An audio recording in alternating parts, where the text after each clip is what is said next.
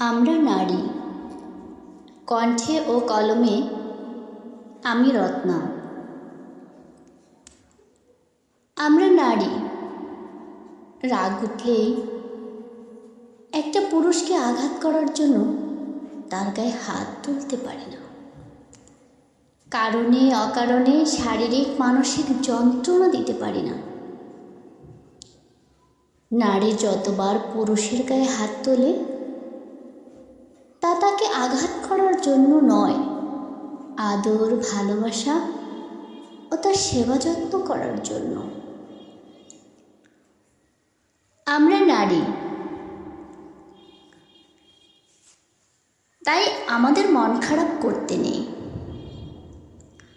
সংসার মানে খুনসুটির জায়গা। একটু আধটু ঝগড়া হতেই পারে, তাই বলে আমরা বলতে পারি না তোমাকে খাওয়াবো কেন, এটা আমার বাড়ি, তুমি এ বাড়ি থেকে বের হয়ে যাও।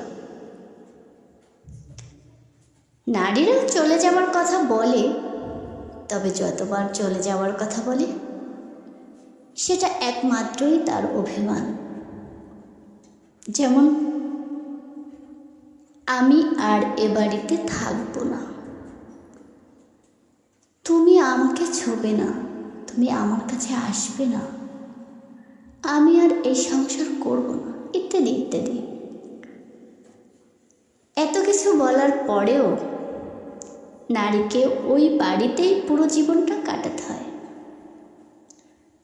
আর কারণ একটাই, নারীর নিজের কোনো বাড়ি নেই বলে। আমরা নারী, হাজার কষ্ট থাকলেও মুখ ভার করে কাজ ফেলে শুয়ে থাকতে পারি না। সেই সকালে উঠে সংসারের সকল কাজ সামলে সবার সামনে হাসি মুখে থাকতে হয়। কেউ অভিমান করলে তাদের সমাদর করতে হয়।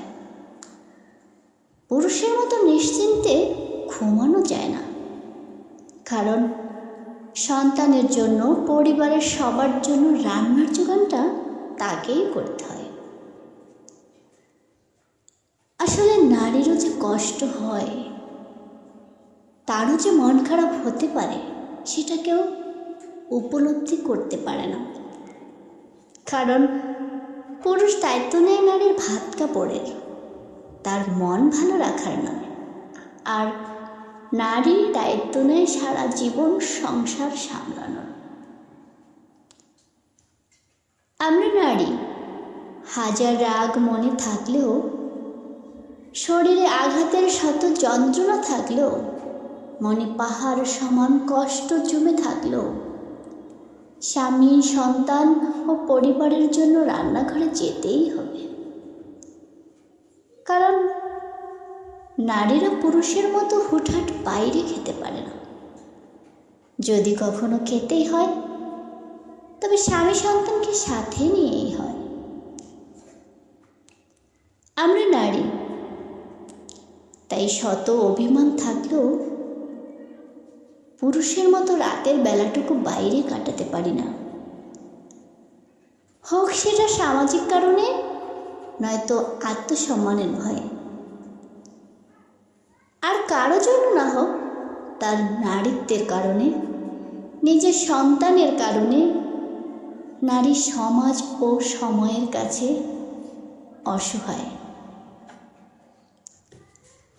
আমরা নারী, তাই কথায় কথায় কাউকে অকথ্য ভাষায় গালি দিতে পারি না। নিজের মাকে হাজার গালি শুনিও স্বামীর মাকে মা বলে ডাকতে হয়। দু চোখ ভরা ঘৃণা থাকলেও পুরো জীবনটা ঘৃণিত মানুষদের দেখেই কাটাতে হয়। নারীও পারে পুরুষের দেয়া প্রতিটা গালির প্রতিবাদ করতে, তাও আবার পরিবেশ, সময় বিবেচনা করে। কারণ নারীরা সমাজের কাছে দায়বদ্ধ। আমরা নারী, আপনজন বলে আমাদের কেউ নেই, নিজের কোনো নির্দিষ্ট গন্তব্য নেই। ছিলে কোথায়? বাবার বাড়ি। যাচ্ছ কোথায়? স্বামীর বাড়ি। নারী পরিবর্তনশীল, আর তাই তো নিজের আপনজন ছেড়ে পরকে আপন করে নিতে হয়। চিরন্তন সত্যি কথা হলো, ওই পরিবারে তার রক্তের কেউ না থাকলেও মৃত্যুর আগ পর্যন্ত তাদের সাথেই কাটাতে হয়। আমরা নারী, যত দায়ভার সব আমাদের। স্বামী স্ত্রী উভয়ের ইচ্ছাতে সন্তানের জন্ম হলেও দায়ভারটা ঠিক নারীকেই নিতে হয়। সমাজ নারীকে তুলে গালি দেয়, কারণ প্রমাণটা নারীর কাছেই থাকে, আর সতীত্বের প্রমাণটাও ঠিক নারীকেই দিতে হয়। তার মানে নারী প্রকৃতির কাছেও অসহায়। আমরা নারী, একান্ত নিজের বলে আমাদের কোনো সময় থাকতে নেই।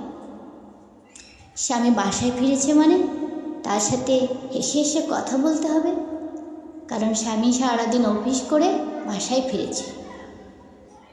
সন্তান কান্না করছে, তাকে থামাতে হবে। বাসায় অচেনা অতিথি এসেছে, তাদের সাথে সুন্দর ব্যবহার করতে হবে। আর নারী সারাদিন মুক্ত বাতাসে নিঃশ্বাস নেবার সময় পেয়েছে কিনা তা জানার সময় কারণে, কারণ সে তো বাড়িতেই থাকে, সেখানে আবার কাজ থাকে নাকি? আসলে নারীর জন্মই পরের জন্য।